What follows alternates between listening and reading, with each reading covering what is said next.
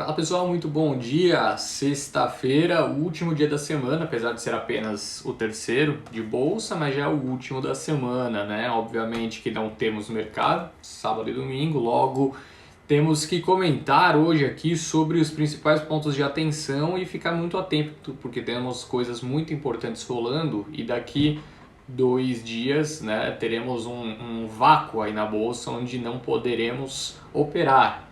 E dessa forma é bom tomar muito cuidado na sexta-feira, ainda mais em um momento como o atual, né, onde a gente começa a sentir novamente sinais de possibilidade de interferência do governo e em empresas estatais, empresas chaves, né, para a Bolsa Brasileira. Bom, hoje eu não vou me alongar muito, pessoal, eu vou ser bastante incisivo aqui nas notícias para dar tempo de falar tudo que às 9h15 eu não posso estar de forma alguma com essa live aberta. Eu tenho uma outra, um outro call que eu tenho que fazer, então eu vou aproveitar esses 19 minutinhos, 18 que a gente tem para ser bem rápido, tá? Eu não vou enrolar hoje não. E aí a gente já então passa por todas as informações importantes de uma maneira extremamente rápida, tá? Vamos lá, então, a gente começa a falar sobre a sessão de ontem, uma sessão onde a gente perdeu praticamente 1%, né? Perdemos 1.157 pontos, com a bolsa fechando em 119.199, praticamente 119.200 pontos, né? Uma queda de 1%, então, na sessão em dia de realização de lucros nas bolsas globais. Se vocês observaram, né? Não sei se vocês chegaram a observar, tiveram essa oportunidade, mas praticamente na totalidade das bolsas ao redor do mundo acompanhamos um movimento negativo, né? Acompanhamos quedas de fato ocorrendo. E o Ibovespa acabou acompanhando esse movimento menos favorável, digamos assim, né, por lá. Agora, após o minério de ferro, né, disparar na China, eu comentei ontem aqui sobre isso, o retorno das negociações, né, do minério de ferro após o feriado do Ano Novo Lunar na Ásia, disparou quase 5% no Porto de Qingdao e isso beneficiou bastante as siderúrgicas e as mineradoras daqui, né? Então, não sei se vocês chegaram a observar, mas foi o setor que mais se destacou ao longo da sessão. A CSN Mineração chegou a disparar 16% em sua estreia, acabou fechando em alta de, entre aspas, né, apenas 6%. Mas foi uma sessão muito interessante, marcada pela venda de 25% do BNDES, da posição do BNDES na Klabin, né? Então o setor de papel e celulose voltou a subir na sessão de ontem, uma notícia, né, que o mercado gosta de ouvir, o BNDES deixando de lado suas empresas, né? Então até para o futuro da empresa, saber que tem um investidor dentro que tem um viés de longo prazo, que tem essa busca, né, essa atenção maior para os ativos da companhia num viés mais longo tende a favorecer as empresas, né? Então o setor que está bastante aquecido já por conta das suas questões operacionais também se beneficiou ontem da notícia dessa venda do BNDES, né? Eles venderam ali no preço do fechamento do dia anterior, tá? Então conseguiu vender um lote expressivo de mais de 600 milhões de reais sem grandes impactos no preço das ações da empresa. Bom, o setor de construção civil, shopping, saneamento e mobilidade seguiram em movimento de queda, né? O destaque negativo da bolsa foram empresas que fizeram IPO recentemente, né? Então você pega a Mosaico, caiu 9%, a Ares e Neogrid caíram em torno de 5%. Agora, sobre fluxo, a gente não viu tanta mudança assim, né, na divulgação feita pela B3 referente ao dia 12 de fevereiro. Dia 12 foi a sexta-feira da semana passada. Se vocês observarem, investidores individuais retiraram 83 milhões da B3 nessa data, o saldo no ano ainda é de praticamente 7 bi, enquanto investidor estrangeiro ingressou com 856 milhões de reais nessa data, né? O saldo no ano já está acima dos 26 bilhões e 200 milhões de reais, um saldo muito expressivo. Essa é a notícia também que eu achei interessante, né? A Reuters divulgou que a concentração entre as top 10 mais negociadas da B3 é a menor da história, ou seja, cada vez mais temos um grupo maior de empresas relevantes na bolsa, né? O que é super saudável para a performance no longo prazo do índice. Agora, você reduz, né, um pouco a dependência do índice quando a gente olha especificamente, né, para essas 10 empresas com maior número de negociação na B3. Agora, passando para notícias de vacina, que saíram ontem também, podem continuar fazendo preço, é super importante. Saiu a notícia de que a vacina da Pfizer é 93% eficaz após 2 semanas né, de aplicação, após 2 semanas de aplicação, com apenas uma dose, tá? Então a alta eficiência da vacina da Pfizer fez pesquisadores pedirem o adiantamento, né, da segunda dose. Bom, o adiamento, né? Por que isso? Porque se você consegue, né, na primeira dose já conseguiu buscar essa eficácia de 93%, é melhor você aplicar a primeira dose em todo mundo e depois de um tempo você aplica a segunda, né? 93% desse todo mundo já vai ter sido imunizado com essa vacina. Então, de fato, a vacina da Pfizer parece ser muito superior a todas as outras que nós temos acompanhado, tá? Agora, sobre o dia de hoje, já passando a conversa para hoje, super importante a gente mencionar alguns pontos. Uma abertura positiva que se desenha nos mercados internacionais. As bolsas europeias e os índices futuros norte-americanos apresentam alta nesse momento, uma recuperação modesta, mas sobe. Depois, né, da sequência negativa das últimas sessões. O Bitcoin também sobe 2%, enquanto o petróleo recua 2% depois daquele rally que a gente acompanhou ao longo dos últimos dias, né? Um rally muito forte. Por aqui temos algumas notícias que podem impactar bastante o mercado ao longo do dia de hoje, tá?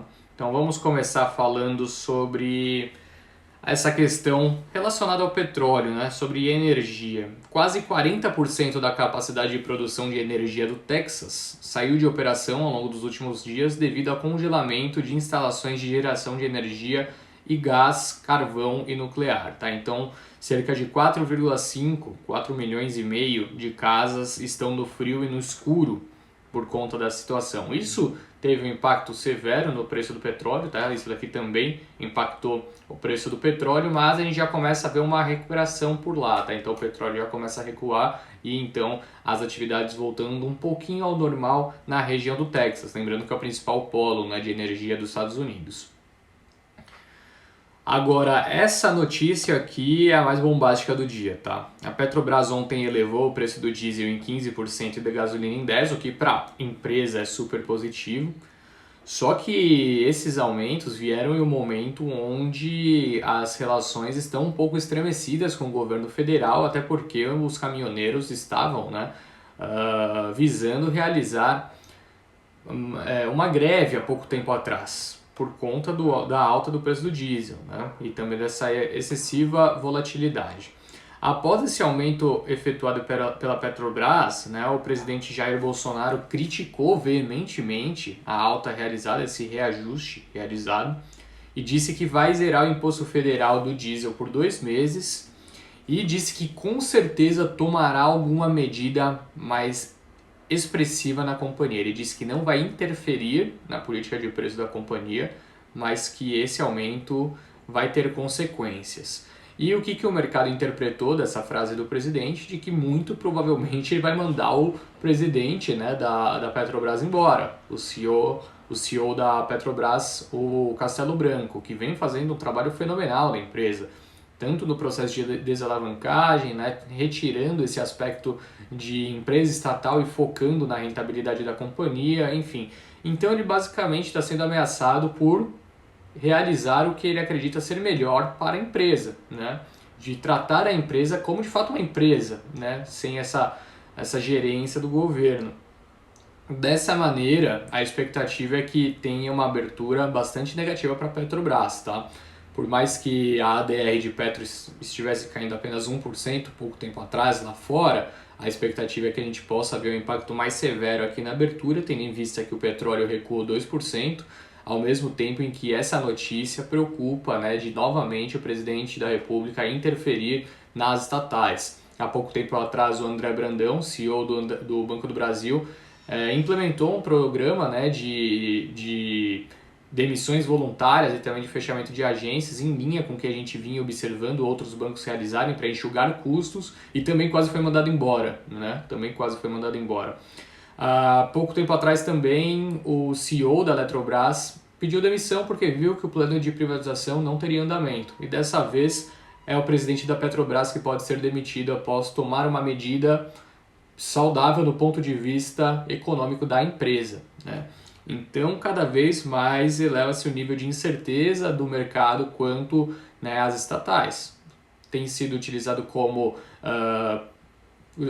empresa de fato, com objetivo, né, como toda empresa, de obter lucratividade, ou como um braço do governo, que não parecia ser, né, em meio às promessas de campanha do governo.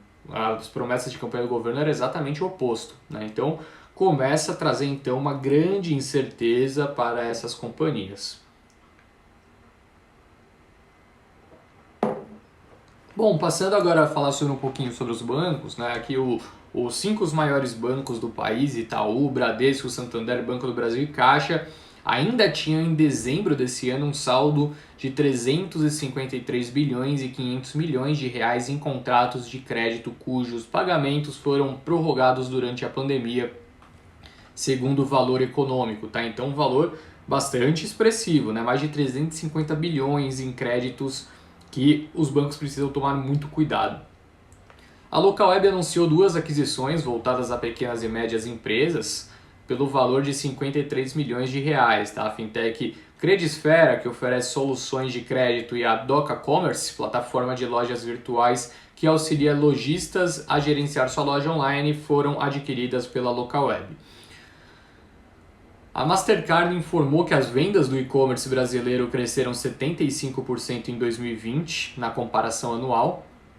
Assim, um crescimento super expressivo, mas também em linha com o que a gente já imaginava, né? Por conta da pandemia era natural que isso fosse ocorrer. Outra notícia de aquisição, a Ambipar informou que fez a aquisição de 100% das cotas da Orion, que é uma empresa sediada na província de Alberta, no Canadá. E a Orion possui mais de 25 anos de atuação no mercado canadense no segmento de respostas à emergência e serviços de limpeza industrial. Interessante, né? Mais uma aquisição que a Ambipar realiza em outros lados do oceano. A gente viu Reino Unido recentemente, a gente viu Estados Unidos, agora a gente vê no Canadá, enfim, aumentando ainda mais sua cadeia de operação.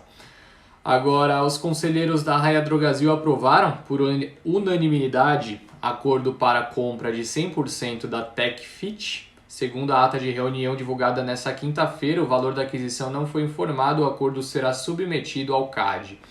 Sobre rumo, o Senado decidiu travar a tramitação do novo marco regulatório das ferrovias. A proposta não será pautada até que o ministro da Infraestrutura explique por que, no contrato de renovação da concessão da Ferrovia Centro-Atlântica, não estão incluídos investimentos. Sobre Sanepar, a companhia informou que a AGEPAR irá avaliar sua solicitação relativa à compensação de valores envolvendo a substituição do IGPM pelo IPCA na segunda revisão tarifária, que ainda está em andamento, né? A solicitação se refere ao reajuste de 2020. Isso daqui fez muito preço, né? Vocês lembram bem como a companhia, né, a Sanepar, acabou tendo uma performance super negativa no fim do ano passado em decorrência dessa alteração. A Ânima aprovou desdobramento, né, de ações no valor, né, de 1 para 3 papéis. Então, se você tem uma ação da Ânima, você terá 3. Mas também, obviamente, o preço é dividido por 3. Né? Então, se a ação vale R$1.000, a ação vai passar a valer 333. Bom, a database para o direito de desdobramento e o crédito das ações será na próxima terça-feira, dia 23 de fevereiro. O Banco Pan teve seu rating elevado pela S&P por conta, né, a S&P citou principalmente a lucratividade e a digitalização do banco, enquanto o BTG Pactual reiniciou cobertura em JHSF com recomendação de compra, preço-alvo em R$11, o que implica um potencial de alta de 48% em relação ao último fechamento. Tivemos alguns resultados, né, divulgação, na verdade, de 2 resultados principais de ontem para hoje. Resultado de JHSF e resultado de IRBR3, famosa IRB, a resseguradora, né, que está na boca do povo, o pessoal que gosta do mercado já há algum tempo, né, não tem como ser diferente. É natural que isso ocorra. Eu vou só peço para que vocês esperem um segundinho enquanto eu abro aqui o VPN no meu computador e aí consigo passar todas as informações direitinho referente ao resultado, tá?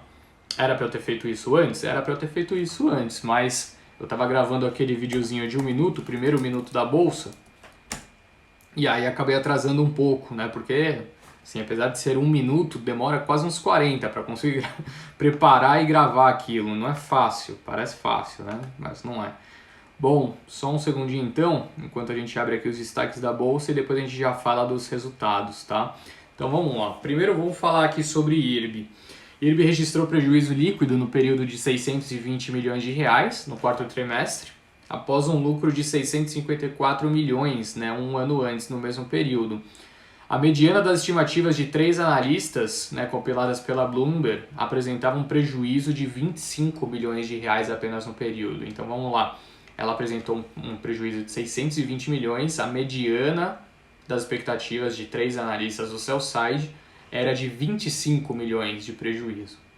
Veio o quê? 24 vezes a mais, 25 vezes a mais.